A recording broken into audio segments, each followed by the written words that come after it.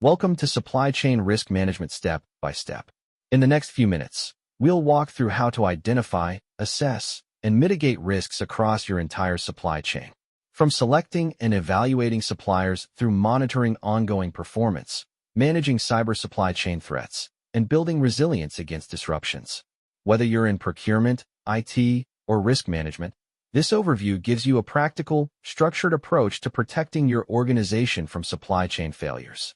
Let's get started. Let's start by understanding the types of risks that affect modern supply chains and why traditional approaches are no longer sufficient.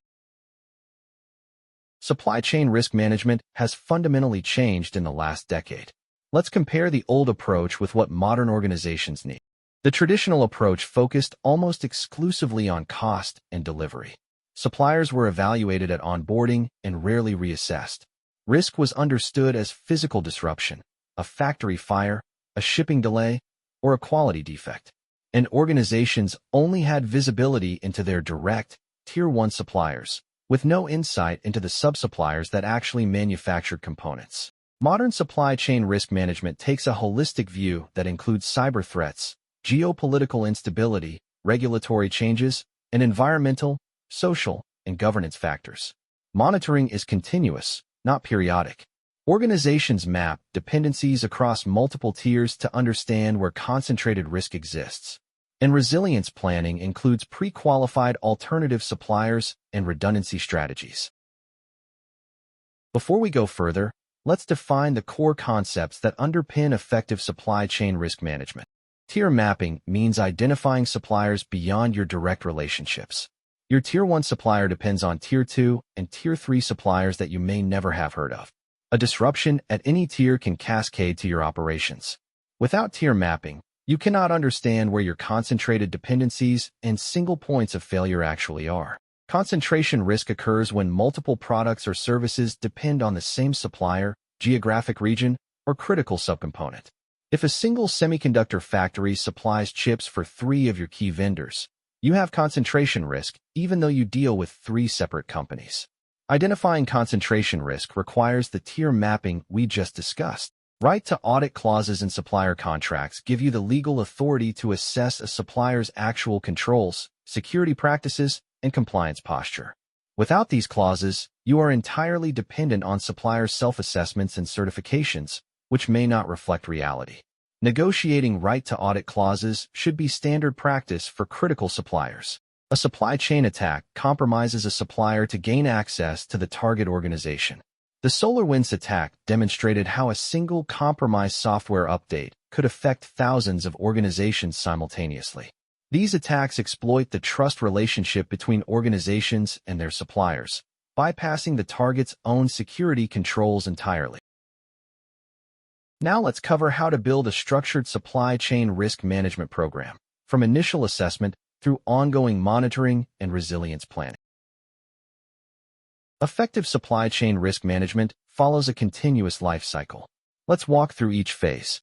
Start by cataloging every supplier relationship and classifying each by criticality to your operations. Consider what would happen if each supplier failed completely for 30 days. Map dependencies across tiers to identify sub-suppliers and shared dependencies. The output is a supplier inventory with criticality ratings and a dependency map that reveals concentration risks and single points of failure. For each critical supplier, conduct a structured risk assessment covering financial stability, information security posture, geopolitical exposure, regulatory compliance, and operational resilience.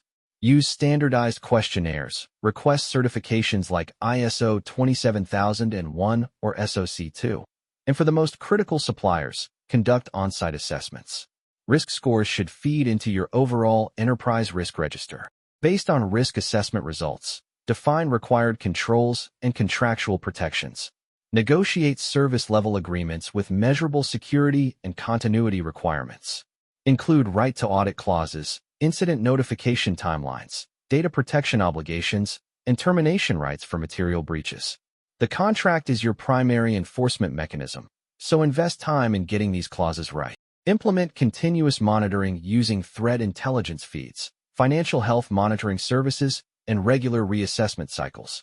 Define escalation procedures, and incident response coordination with critical suppliers.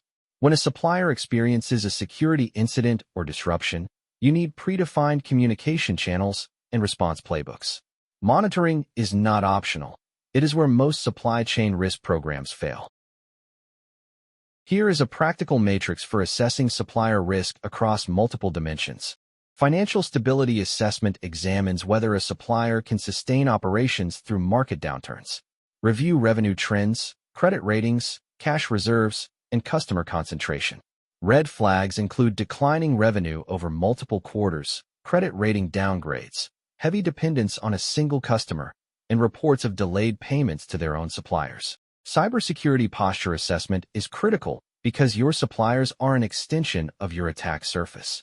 Look for recognized certifications like ISO 27001 or SOC 2. Investigate incident history. Ask about security architecture, access controls, and vulnerability management. Red flags include no security certifications, a history of breaches, flat network architectures, and shared administrative credentials. Geopolitical exposure assessment considers where a supplier operates and the stability of those regions. Evaluate exposure to trade restrictions, sanctions, and political instability. Red flags include all manufacturing concentrated in a single country, operations in regions subject to sanctions or trade disputes, and dependence on shipping routes through contested waters. Operational resilience assessment examines whether a supplier can continue operating through disruptions. Request business continuity plans and evidence of testing. Ask about alternative manufacturing or service delivery sites. Red flags include no documented business continuity plan, a single manufacturing site with no alternatives, recovery plans that have never been tested, and no redundancy for critical systems. Let's close with the most important lessons for supply chain risk management. First, your supply chain is an extension of your attack surface. Every supplier with access to your data, systems, or networks represents a potential entry point for attackers. A supplier's security weakness becomes your vulnerability. The SolarWinds, Kaseya, and Movide attacks prove that supply chain compromises can be catastrophic and affect thousands of organizations simultaneously. Second, visibility into your direct suppliers is not enough. You must map dependencies across multiple tiers to discover concentration risks that are invisible at the surface.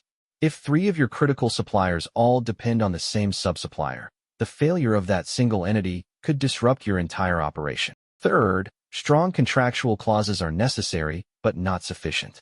Contracts without monitoring are just paper. Continuous monitoring through threat intelligence, financial health tracking, and periodic reassessment is what actually reduces risk.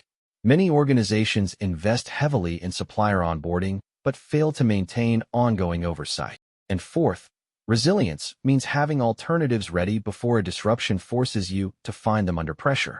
Pre-qualify backup suppliers for your most critical dependencies. Maintain relationships with alternative vendors. Test your ability to switch suppliers. The time to find an alternative is not during a crisis. That wraps up our overview of supply chain risk management. In the full Udemy course, you'll get a complete framework for building a supply chain risk management program, supplier assessment templates and risk scoring methodologies, practical guidance on contractual protections and right-to-audit clauses, and continuous monitoring strategies with real-world case studies.